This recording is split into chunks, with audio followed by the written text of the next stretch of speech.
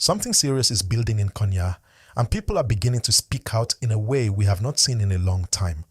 Because when you hear someone boldly say, 2027, I will support Matiangi, I will not be misled again, you can feel the emotion behind those words.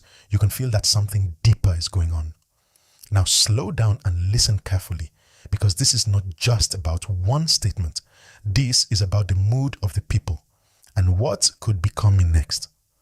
Right now, conversations across Kenya are starting to shift, and the name Fred Matiangi is slowly returning into public discussion, while William Ruto continues to face both support and strong criticism from different sides. And when you see statements like this trending, you need to ask yourself one simple question. Is this just one person talking, or is this how many people are beginning to feel? Before we go deeper, quickly like this video and subscribe, because what I'm about to explain will help you understand what is really happening behind all this noise. Now let's break it down in a simple way so everybody can follow. The statement itself sounds very emotional, and yes, it uses very strong language, but we have to be careful here. This is not an official announcement. It is not a confirmed political declaration. It is more like a personal expression that is now getting attention online. But sometimes these personal expressions tell a bigger story, because people do not just speak like this for no reason.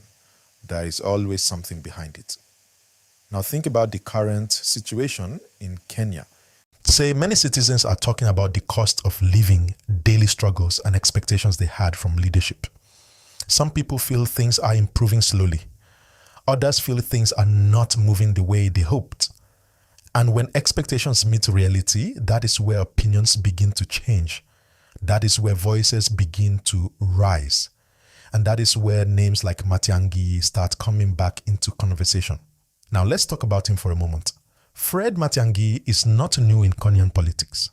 He has held strong positions before, and many people remember him as someone who took firm action when he was in government.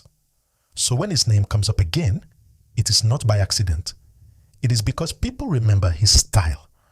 But here is the important part you must understand. As we speak right now, there is no official confirmation that he has declared interest in running for president in 2027.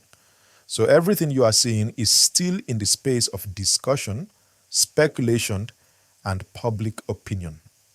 And this is where things get interesting. Because elections are not just about candidates, they are about the mood of the people. Let me say that again. Elections are about the mood of the people. If people are satisfied, you will hear one kind of conversation. If people are frustrated, you will hear a completely different kind of conversation. And right now, what we are seeing is a mix of both. Now, let me ask you something. Do you think the mood in Kenya is changing slowly? Or do you think this is just normal political talk? Drop your answer in the comments. And don't forget to like this video and subscribe so you can always stay updated like this. Now, back to the gist. The mention of 2027 is very important, because even though it may look far, in politics, planning starts early, very early. People begin to position themselves, supporters begin to align, and conversations begin long before anything official is announced. That is how political momentum is built, slowly, quietly, but steadily. And sometimes it starts from simple statements like the one we are talking about right now. Now let's bring it back to President William Ruto. Since taking office, he has been making decisions, policies, and moves that affect millions of people. And in leadership, every decision creates two reactions: support and criticism. That is normal. But what matters is how strong each side becomes over time. Because if criticism grows louder, it can shape future political direction. And if support remains strong, it can reinforce leadership. Right now, Kenya is somewhere in between. A balance, a conversation. A moment where people are watching, thinking, and forming opinions.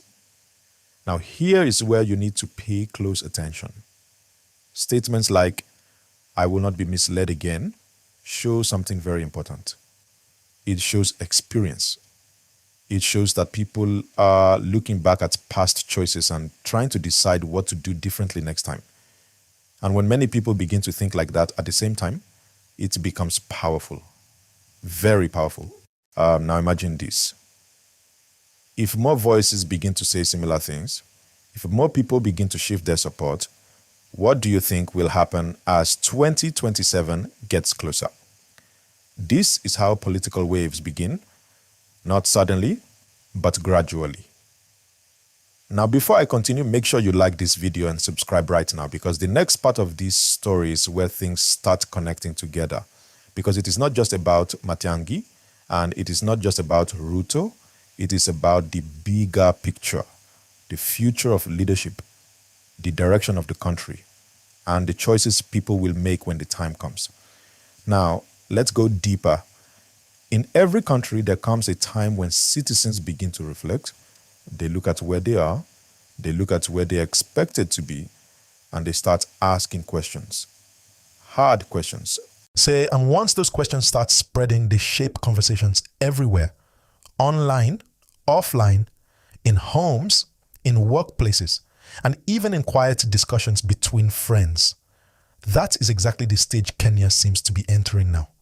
A stage of reflection, a stage of evaluation. Now, let me ask you again, if elections were held today, do you think people would vote the same way? Or do you think things would be different? Think about that carefully and tell me your answer in the comments.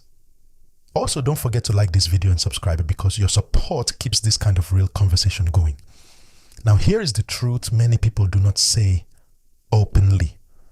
Politics is not just about leaders.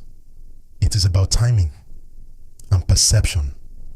The right person at the wrong time can struggle. The right person at the right time can rise quickly.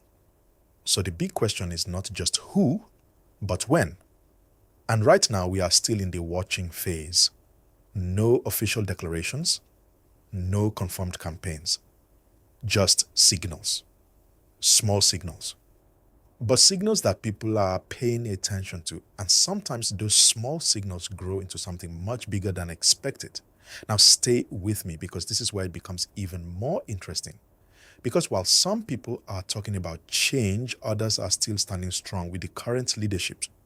And that balance creates competition, healthy competition, the kind that shapes democracy. But it also creates tension, because different groups want different outcomes. And when those differences grow, the political atmosphere becomes more active, more intense, more unpredictable. Now think about the next few months.